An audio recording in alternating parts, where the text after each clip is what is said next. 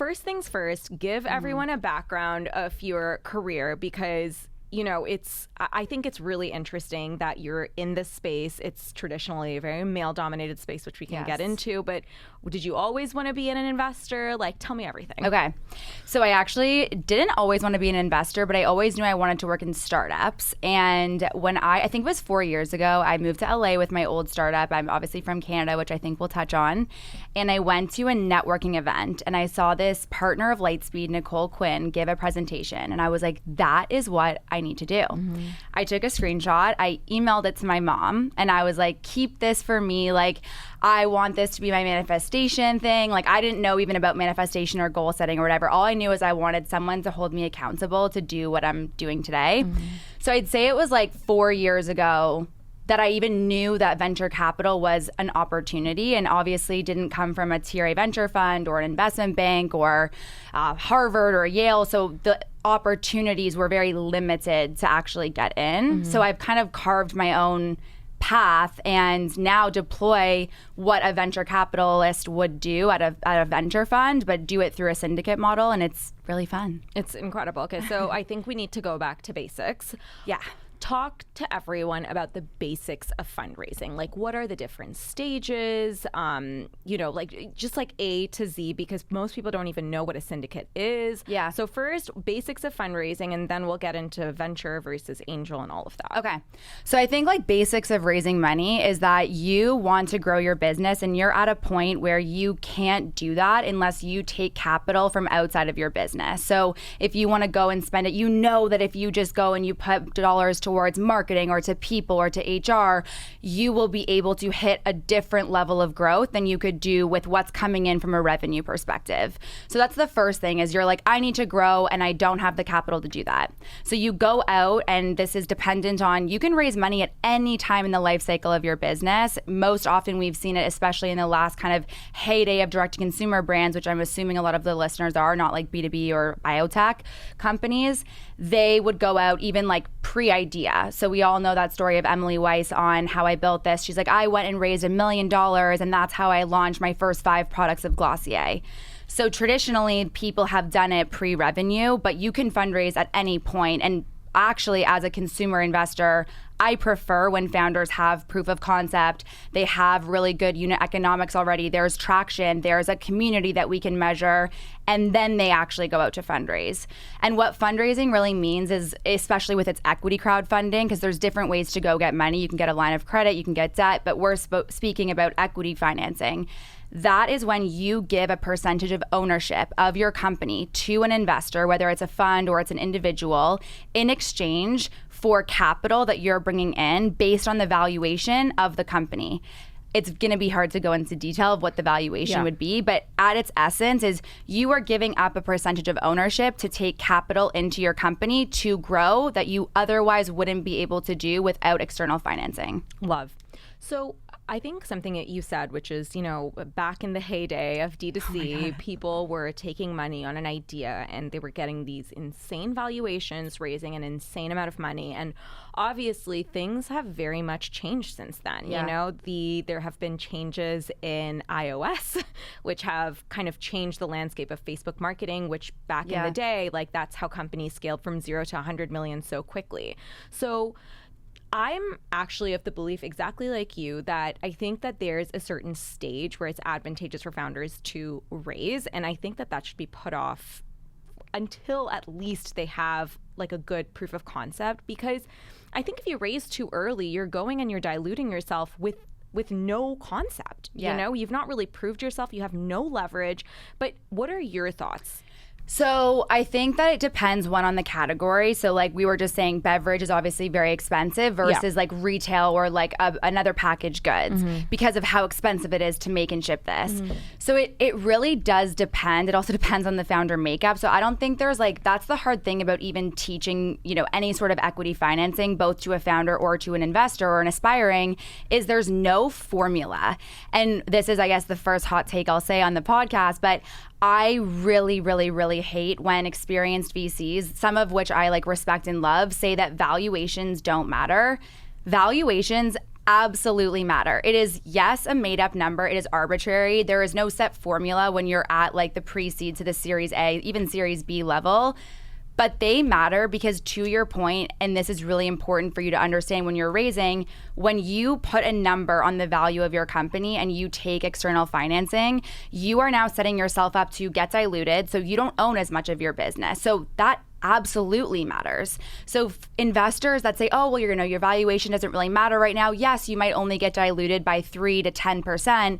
But you still have to have an understanding of what that means, because what I've seen happen is truly like when you're at a Series D, I've seen consumer brand founders that own like 5% of their company. And that's not worth it, because also later stage investors are going to be like, this founder doesn't have enough of the pie to keep motivated and keep going, because you more than anybody here could talk about how hard it is to be a founder. Yeah, I think that's the thing, that like if you start too early and you're pre-seed and you have basically just an idea and you give up like 20% of your business right from the gates, like guess what? You're probably going to have to raise again and again and again and again and again. And you're going to be like those founders, 5%. And then what's keeping you going? Well, and on the flip side here is like what we were just talking about in the heyday of direct to consumer. Basically all of the brands that we used to idolize, like the, Casper, the Allbirds, the Warby Parkers, they became unicorn companies by taking venture capital money and literally putting it into a lottery machine and putting that into digital ads to go and acquire a customer at such a minimal cost. And then to your point, iOS changed, and it is not the same. Like, people are building brands based on real community. That is a lot more expensive and harder than going to acquire them the way that those, iconic brands of the last generation did. And look at where they are in the public markets now if they went public. And the ones that didn't go public, they raised so much money at such a high valuation, because that was the thing to do, that now success to investors and to founders looks like an even bigger exit. That's going to be almost impossible. It scares me. Yeah, no, and I'm absolutely with you, because, sometimes I'll read headlines, right? And thankfully I'm a seasoned founder now, and I'm not phased by this stuff. Yeah. In fact, I'm obviously I know the inner workings of things, but I remember, when I was younger, I'd read a headline and it was like, so-and-so raised $10 million at $1 billion valuation. And I'm like, you realize you have to get there. Right? And more. Yeah, it's not like a magical number and you've made it. You've not sold your company, you've not IPO'd. What's the plan? Well, here's a second hot take that nobody talks about, and I'm honestly just learning now, because I've been in this now for almost 3 years full time. But there is something called a secondary market. So what happens is that when these founders or whoever, and it's not a founders thing, it's everybody, there's investors that sell in the secondary market. When this has happened, they take money off of the table. They're selling their shares through the secondary market. So I think that's what it gets even more complicated, especially when you're an employee, especially when you're earning ESOP and you don't understand this stuff. If you have the right to purchase options with ESOP, you have to have the money to purchase the options depending on your strike price. This is all stuff that I didn't know working in startups. I'm so lucky in my background to have gone public with the first startup that I worked at. The second one, we raised so much money, and I learned the highs, the lows, being an operator, that when I wanted to make the switch to being an angel, because I didn't have any options for venture yet, I was doing and asking questions that most founders were like, why is an angel investor asking these questions? How do you even know that? Mm-hmm. And it's only because of my background, learning through experience, not being a founder, but being an operator. And I think that's why today there's so much trust in, the work that I do, from diligence to portfolio management to making sure that it's not just what VCs are attached to it. It's what do I believe the valuation should be, going and calling experts and understanding the multiples in the space, which I don't think a lot of syndicate or angel investors are even doing. But I knew I wanted to make this my career, which is why, you've even seen it. You're like, did you put this together yourself? And yeah, I do. Nish was like, I am so impressed by your due diligence, floored. I love it though. I just think another huge misconception about venture capital is it's a finance game. And at the early stage, pre-seed to Series A, it is not finance. It is literally a people's business. It is being an investigator. It is being curious. It is questioning. It is having JOMO, not FOMO. And those are all things like, if you were to describe Maggie, like that's, I feel like, how you would describe me, you know? Yeah, absolutely. So talk to me about the difference between an angel investor and a venture capitalist. Yeah. So an angel investor is somebody that is most typically investing on behalf of their own money. So where that gets different, and obviously there's so many, even if you were to say like, describe a Series A from a Series C right now, I'd be like, oh, well, it's changed a lot. But an angel investor is somebody that invests their own money into a company, a privately held company, in exchange for that ownership. A venture capitalist or a private equity investor, they are investing on behalf of other people's money. That's the biggest distinction. And what that really means is that they are taking a 20% stake in the carry once the initial capital is returned, plus a 2% management fee on the total amount that they have under management. So that's why venture funds say, you know, we have 100 million AUM, assets under management. So if they are investing and they return, let's say, a 5x, once all the initial capital is returned, they then get to take a 20% carry. So they're basically getting rich, hopefully if they're good, off of investing other people's money, whereas angels are just hopefully getting rich off of their own money. So what should founders look for when they're raising from venture capitalists versus angels? And at what stage should they be really going to venture capitalists? Because I've had so many conversations with younger founders and they're like, you know, I'm doing like barely any money in revenue and I'm going to VC. And I'm like, you don't need to go there quite yet because you should be getting your money from angels, you know? I think, again, when we're talking, I've spent a lot of time in consumer tech recently. That is like a little different. Of course, you know, the way to bring something to life is a lot more expensive. But let's like talk about consumer brands. I think the landscape has shifted so much. Money is not accessible like it used to be. We are not in a founder's market anymore. Yeah. And on everything, valuations down to how easy it is to raise. And so I think, you know, unless you're a second-time founder, you have existing relationships with venture capitalists, you came from being the third employee at Warby Parker or at Casper, you are better off to get creative, build a community first, build up and be able to show something, go and raise from angel investors, go and raise from family and friends, put your own money in, or do something creative like a Kickstarter. Because going and raising from venture capitalists today is just going to be such a long road to get a yes. And that's what raising is. It is a numbers game. How many people are you speaking to? Because eventually down the funnel, somebody will say yes if you're convincing and you're a good salesperson and you actually have a good business. But the time it might take you to find that yes, you may not have a business anymore because you haven't been running it. That's the thing that people don't realize, that fundraising is such a time suck. It is I hate it. Yeah. It's such a time suck. You are essentially moving away from being an operator to fundraise full time, and you are on conversation after conversation. And, you know, I think like if you are looking for capital and the expertise of someone, I think it's much better to go the route that you're saying, especially when you're a younger stage business. Yeah. And I think too, it's just about like understanding that when not every business and consumer is built for venture capital. Exactly, yeah. I think also you have to, the number one thing that I would just say if you are a founder listening to this and you're thinking about raising is, before you sign your term sheet, before you take the money, you need to make sure you are on the same page of what success looks like to your investors, the same way you know what your success looks like. Because if they're underwriting your deal, and this happened to me last year, an amazing company, a consumer brand, you would know them. I use them all the time. They had $3 million top line revenue, and they were raising, as the VC that had underwrote the deal, that success would look like a $1 billion valuation exit.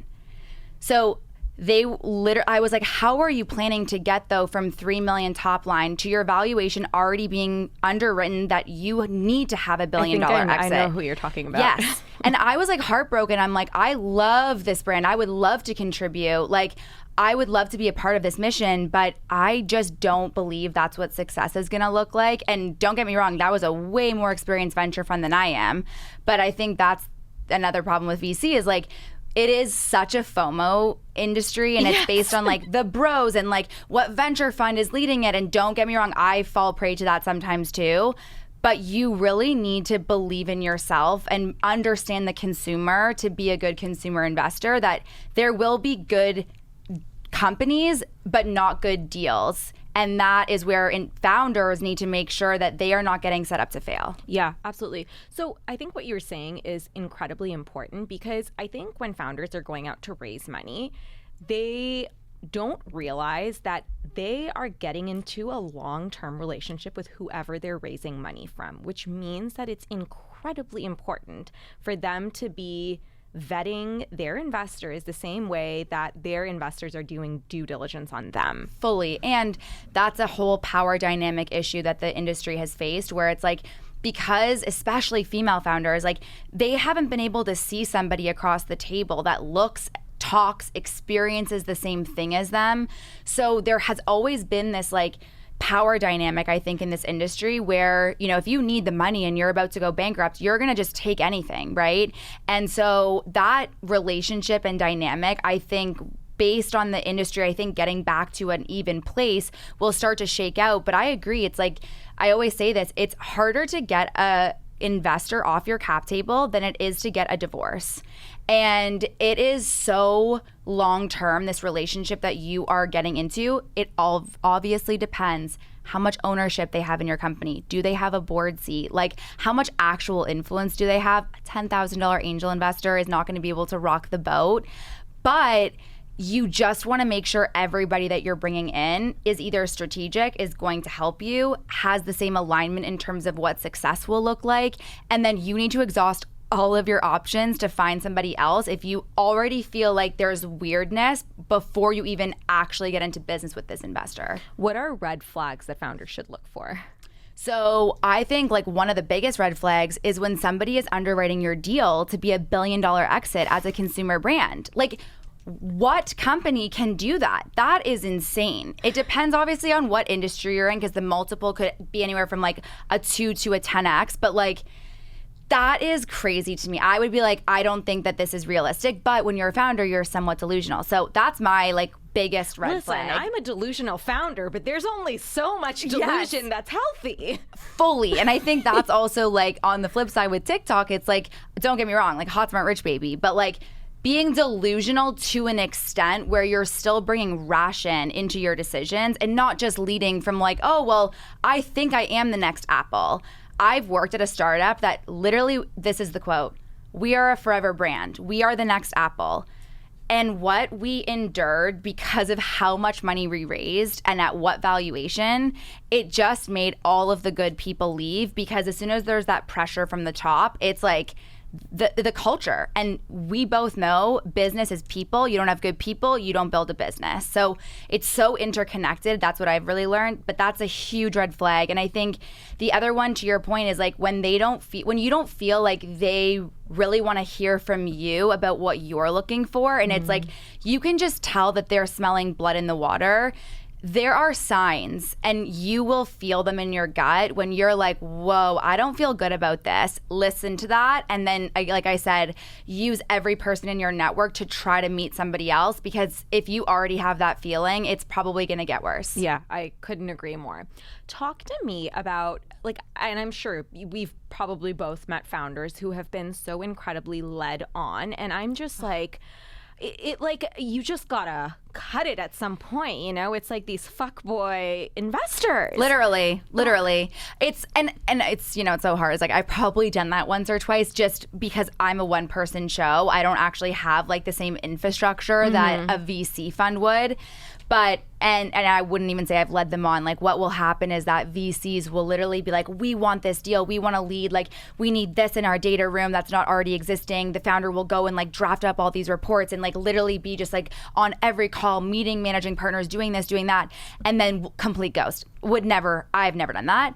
But I think it's like, again, VC, a lot of it is built off of FOMO. And so investors want to be able to literally make the last decision and be in their court. It's like dating. Yeah. And it's like true fuckboy behavior.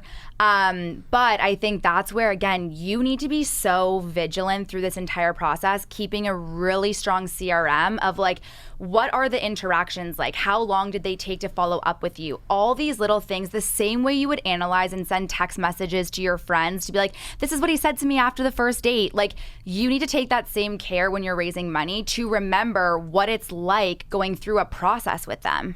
It's also really important, and this cannot be like said enough, that it's important to like vet people with like other sources, you know? So I'll like tell you a story. I don't think you know this, but when we were going through our first raise, like this was like our first time doing this. Like we don't fucking know, okay? Like we didn't have the relationships that we do today, but I had thankfully other founder friends. And so we were going through with this like one VC fund for like a while, but they were like taking a minute to respond to us, like taking actually more than like a little bit. Yeah.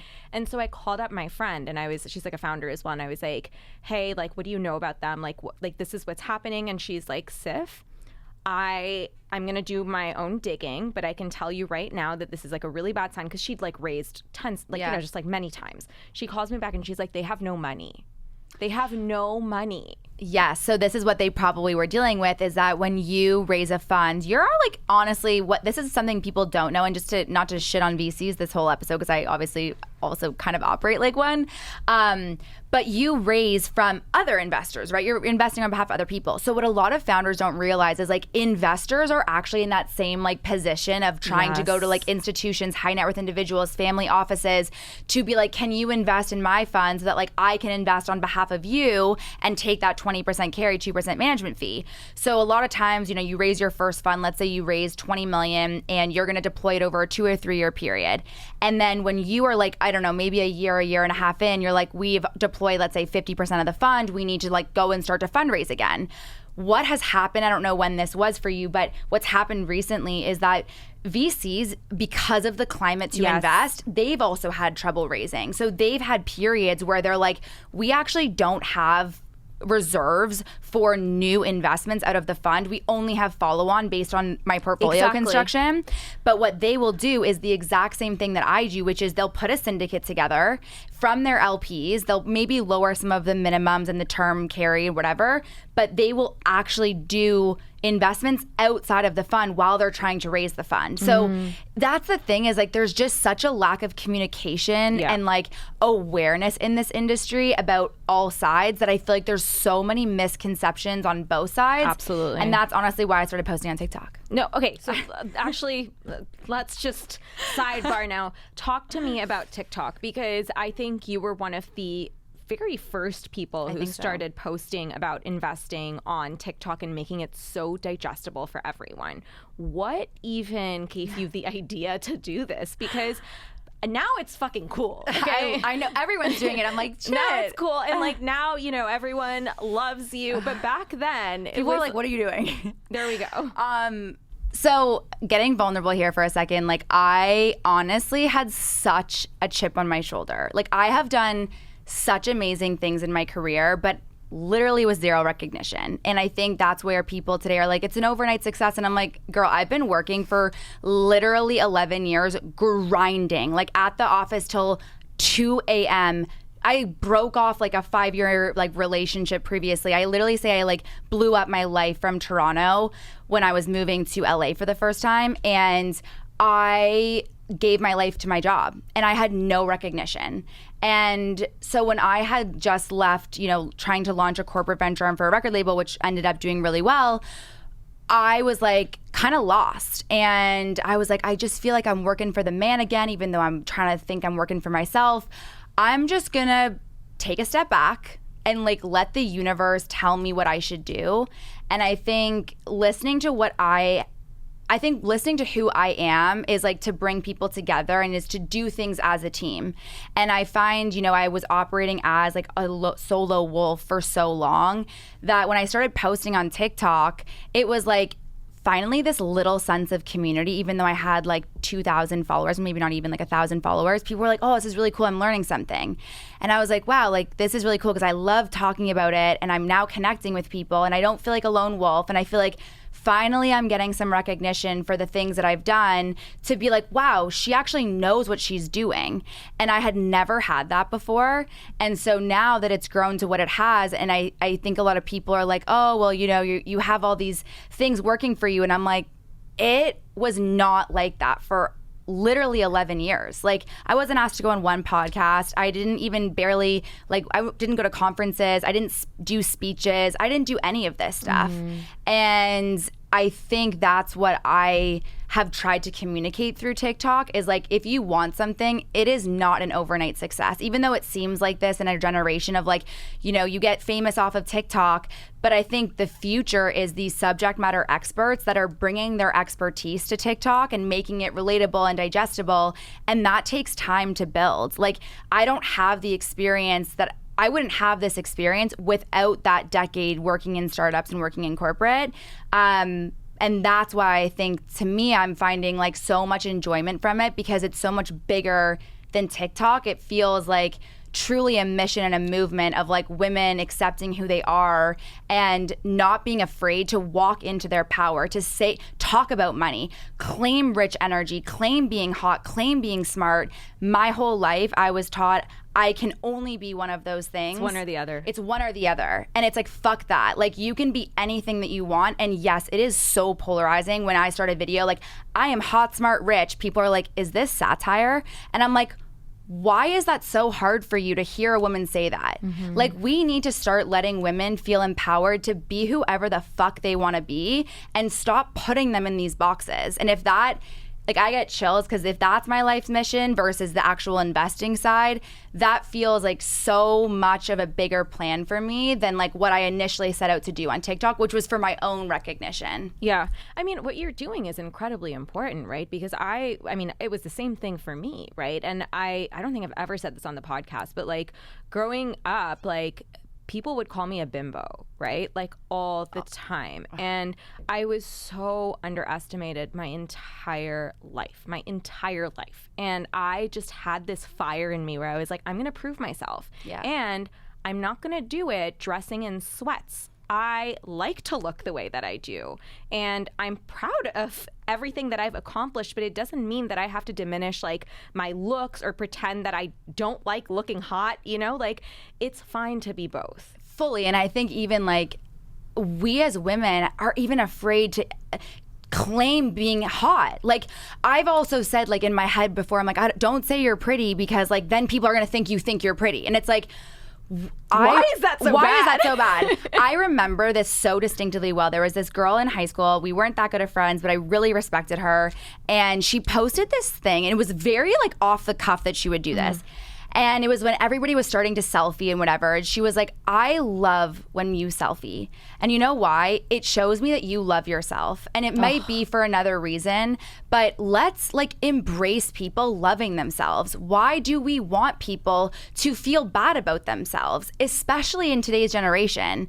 So I think for me, it's like, especially as business women, and it's so funny, I literally with LPs will be like, check out my TikTok. I just posted a video about this, and I will send them the link. And if they don't want to invest with me, fine. I don't want to invest with you either, because I know that there are even men that respect that and are like, wow, you have an edge, you have a moat, you have a different way of looking at things because you thought differently and you weren't tricked into this illusion that like you can only do something one way. Yeah, absolutely. And I think that like a greater point in this is that I think that whoever you're going into business with, I think they need to see you for who you are. And like, especially in the world that we're in, like I see founders feeling like they need to be someone else for their investors, or, you know, they need to change who they are in order to like be a founder, or like, you know, if they're investing, it's like, you know, I have to show up in a certain way. No, like you are who you are and you are where you are because of who you are. 100%. And I think it's like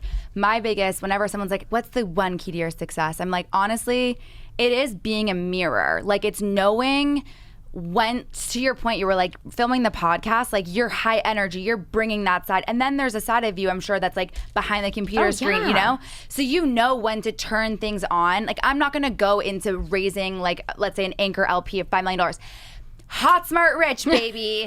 But I'm going to be like, hey, HSR Ventures, and like, you know, this is how we utilize a tool like TikTok to get reach, whatever.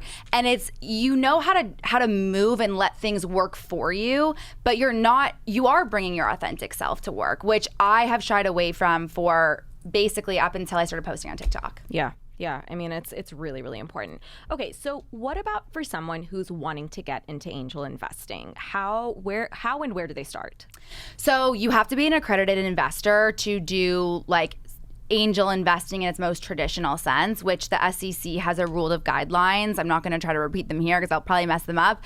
But that's the number one most important thing, is to make sure that you're operating within those guidelines. Mm-hmm. Now with crowdfunding, there have been like a totally different array of options for people to go and invest that are not accredited investors. And there are some good companies that are raising that way, which I think is cool to bring the community along. Like TBH last year did a really good one, in my opinion. Substack did another one. But if you wanted to start angel investing, I think like you need to really get very clear on why and like what types of companies you want to angel invest into. Because one of the things I kind of wish, I mean, I don't regret anything, but one of the things that I did find challenging when I was like out to the market, I'm an angel investor, is that you're getting hit up with deals and you need to have the time to go through, because how are you going to find that winner if you're only looking at 1 or 2 deals a week? You're probably not. Mm-hmm. And it's very hard to say no very quickly when you're just like, I'm an angel investor. Like in what? Are you doing pre-seed, seed, series A? Like how much money do you want to allocate over the course of a year? And like how much per deal?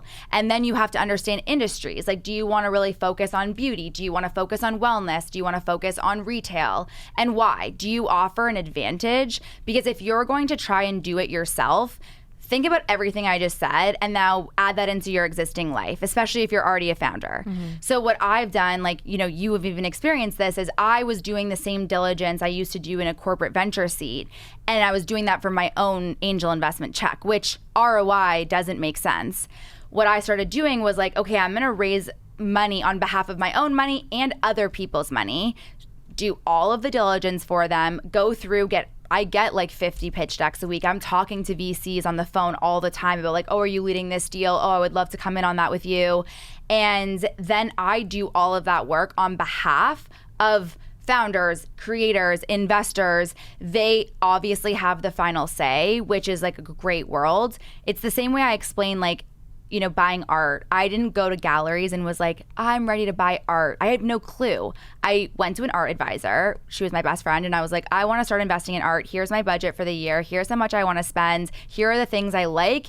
Send me stuff that could work for me. Mm-hmm. And I think not everybody's going to have that, but there are syndicates. There are angel groups. I know there was one that I spoke to called The Council. There's another one from Hustle Fund. So if you're looking to start with like $1,000 checks, those are 2 really good options. And then it's, again, just immersing yourself in the startup ecosystem. Go to your founder friends. Like, oh, who do you invest with? Or do you invest? Mm-hmm. Or, okay, like, what's your process been like so far?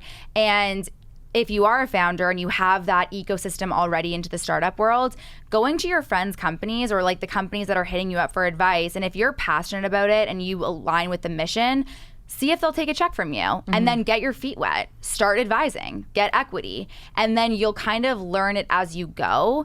But I think the biggest thing is if you are going to commit to being an angel investor, you have got to commit.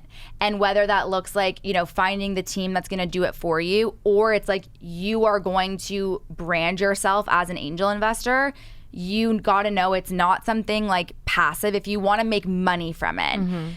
This is a numbers game. This is like every 90% of startups fail. So you got to really be looking at a lot of deals a week to make sure that if you're going to do that yourself, like you're committed to the time that it takes to do that. Yeah, absolutely. Also, I think that, you know, I've had conversations with people who are maybe just thinking about angel investing. And fact of the matter is that it is a numbers game. And I think like, you know, if one deal pans out and it like does really well, then you make a lot of money.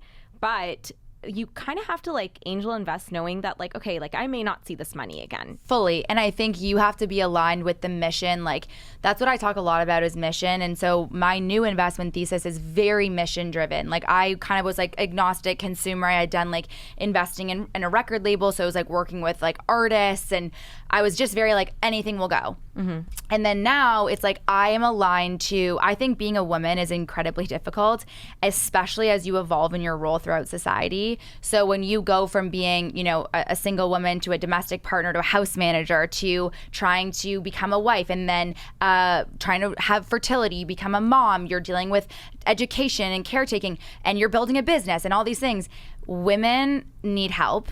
And so my new mission is like, how do I invest in the products and services that will help women as they evolve in their role throughout society? So that could look like, you know, I just angel invested a super small check into an AI, conversational AI early childhood education platform where it's like, you know, rising daycare costs, issues of price and trust and quality.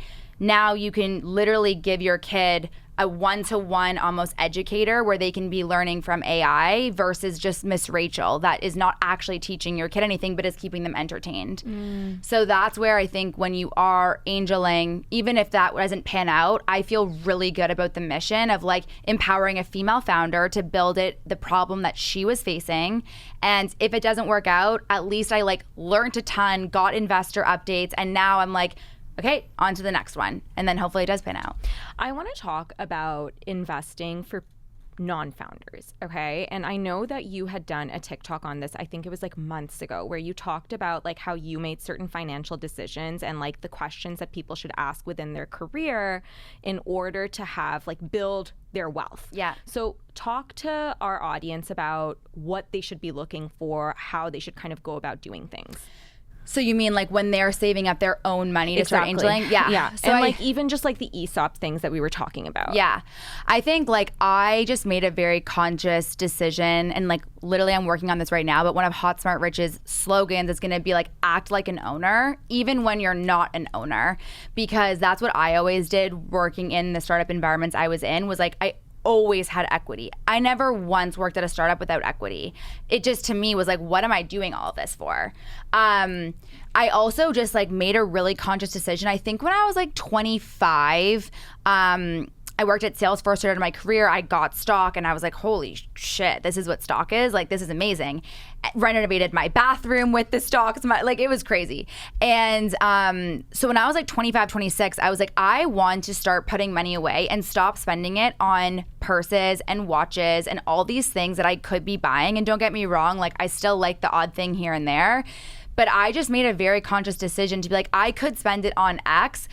Even today, I still make those decisions. I'm like, okay, I could buy the new Bottega bag, or that could be like $3,500 I could put towards an investment. And if I'm angeling into pre-seed, no traction, just an idea, I'll start with like 5 to 10K. And so that to me is like Bottega bag or like a mission-driven thing. And it's a very conscious choice that you have to make, and it's not exclusive. I think you should have a diversified portfolio. And handbags, if they're a specific brand, can be an amazing investment. So can watches. So it's just about, I think, just getting very clear on like what your financial goals are, when you think you're going to need to take out money, whether it's to buy a house, whether it's to have a wedding, whether it's to have a baby, and then really trying to understand how would angel investing fit into the mix. And I think that is a huge misconception about investing, is that you have to have $100,000 to put towards angeling. You don't. Yeah. But you want to be diligent with the ones that you are doing to make sure that even if it doesn't work out, you're aligned with the mission. Yeah.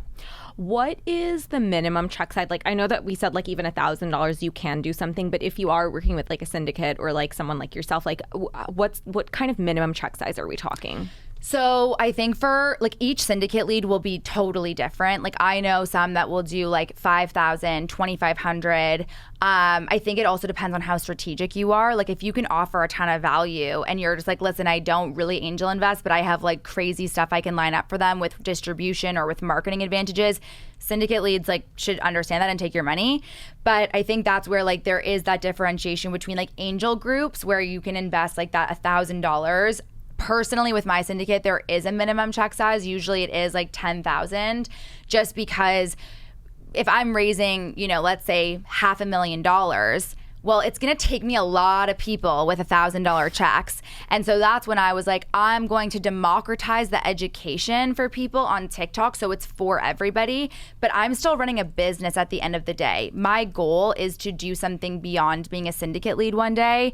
So I wanted to make sure that it was still being done in a way where it's like, I can't manage physically like the same amount of effort that goes into answering a $10,000 check or a $50,000 check is into a $1,000 check for somebody else because it's all relative.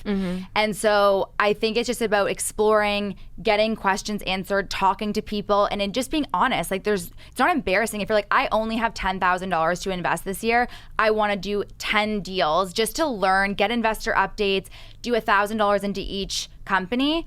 I would tell you, like, the Hustles angel investment community, the council, those are two really good options that you will be able to invest in companies with that check size. Love that.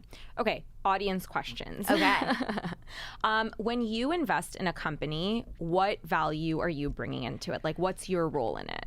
I think it depends on what exactly it is. Like now it can even be more like on the TikTok side, like even just awareness, adding it into content organically, because I literally like live and breathe by the startups I invest in. I feel like people know that. But then it goes down to being even there as a brand operator with my skill set, right? When a founder comes to me and they're like, we're working on our marketing budget for the year. Do you mind just taking a high level look at it and understanding if we're allocating it to the right buckets? Like at one point, underneath the CMO of my startup that I worked at, I was managing an $18 million budget. So I can really understand like what's working. And I always tell people like I learned on somebody else's dime at a startup. So brand operator skills. Obviously, I've helped with certain celebrity deals, bringing them into the mix. I think really to be a good investor, it is around utilizing your network and being able to offer opportunities to the founder before they even ask. So, today I'm on the phone with a VC and they tell me about what their thesis is, what the stages are that they would look to invest in something. And I'm like, I should introduce you to my portfolio company founder because this is exactly the type of company you're looking for. It's a little early, build the relationship. The founder's not having to reach out and ask me to do something. So I think that's the most important thing is like you should be willing to give your network to the founders that you're a part of. And then I do think the onus, again, is on the founder to manage your investors just like you would employees. Like ask for asks. You're not always going to get it, but it's better to ask and put those in your investor updates than not, because otherwise you're just flying solo. When you do have a team of people that are owners and they should want to help you build your business. Yeah, couldn't agree more. How do you structure your day? Like, tell us your morning routine. I know you're a morning routine girly, but tell us everything. I have had to this last, I would say year, like let go of this psychotic structure I used to have. Like I am naturally very non-organized and non-detail oriented. So I have lived my entire life of like up at 5 a.m., like journal, have a coffee, go for a walk, do this. Now it is a bit more fluid, although I still I have to be up before 6. I just I feel anxious already if I am not up before that time. Always work out. Always. I don't care. Even if I feel like crap, 5 minutes. I just need to go and clear my head. I'm a huge podcast girl. So I listen to podcasts in the morning. I'm writing notes. Depends on the day. Sometimes I'll take calls with Eastern people and then I'll take the afternoon off now if I've been crushing it at work during the mornings. But I think the thing for me is it's about choosing very consciously what will make me happy in that day. So it's working out. Obviously, I'm drinking coffee. I'm having water. I'm making a smoothie. I am journaling. I like to be alone. That is the biggest thing. My partner was you are always alone in the mornings. You never want to talk. You never want to cuddle on the work days. And I'm well, I like to be alone. And I think it just gives me the space to think about everything that's going on and then make good decisions for myself moving forward that day. I love that. And then what about in terms of how you structure your days? Do you have certain days for TikToks Yes. and others for Yes. okay. So I also recently did this at the beginning of this year. It was Fridays are only in-person meeting days. Obviously this is an exception because it's a podcast, but I really try to do only Fridays being in a meeting. And I'll do 5 or 6 in one day. Tuesdays and Thursdays, all calls. Like I will literally stack an 8-hour day of calls. Mondays and Wednesdays is like 0 calls, literally. Like unless something's coming up or it's my conscious decision, I need something, like I leave those days to be creative, to think, to film, to do work behind my computer screen. And then the rest of the days are just crammed with stuff going on. But when I didn't do that, I found like, when are you actually working? Like you're just on calls 24/7 and nothing is getting done. And I was not creative. I was not operating at my potential.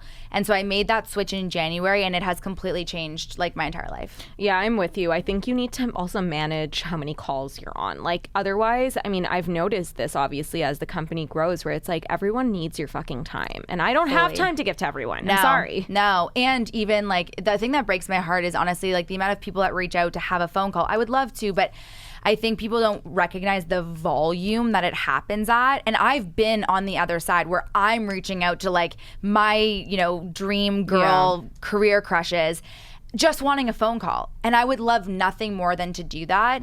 But it's actually impossible, and that's what makes it so hard, is like it is having to say no, even though I don't want to. But it would be, you probably get asked a million times to have phone calls, and it's hard. It's really hard because like I'm with you where I was on the other side, and I'm like, honestly, I'm trying to figure out a solution here because I hate saying no. I thrive on helping people, but there's only so much that I can do also running a business of my own, you know? I think that's why the podcast, like even the options for people to ask questions, it's like that is the floor to feel like, you know, okay, they are answering this specific thing that I had, because otherwise it's I wish I could. It's just physically impossible to do that many calls. Yeah, it really is. And well, you just started your HSR community walks too. That was like actually for this purpose. Like especially when I would go to a new city, I was asked to like go for coffee with really cool people. Like investment bankers, PE, founders, sales, like everybody, so cool, creators. And I was like, why don't I just host this walk so everybody can meet? I'll spend time with everybody. I thought like 10 people were going to show up. And then the second walk that we did in Toronto had like 65 people there. And I was just like, holy crap. But I think, and maybe someone will call me out on this, I think I talked to every single person for at least like 5 minutes. And it was just so beautiful to see, like, it wasn't just about me. It was actually exactly what I thought it was going to be, which was like everybody connecting and talking. And that's what I love about building a community, is like, it's not about me. It's Hot, Smart, Rich. It's for everybody. And it's not the Maggie Sellers show. You know, that's not what I did this for. It's literally because I didn't have that community getting into this. And now I feel like, honestly, I'm just so excited about building it. Yeah, I love that. I love you. Tell everyone where they can find you. Okay, so somebody has Maggie Sellers on TikTok. I really would love that handle, but it is Maggie Sellers _ on TikTok. And then on Instagram, it's Maggie Sellers. So if you have Maggie Sellers on TikTok, please, I will pay you for it. I just need it. Thank you for being here. Thank you so much. I love you.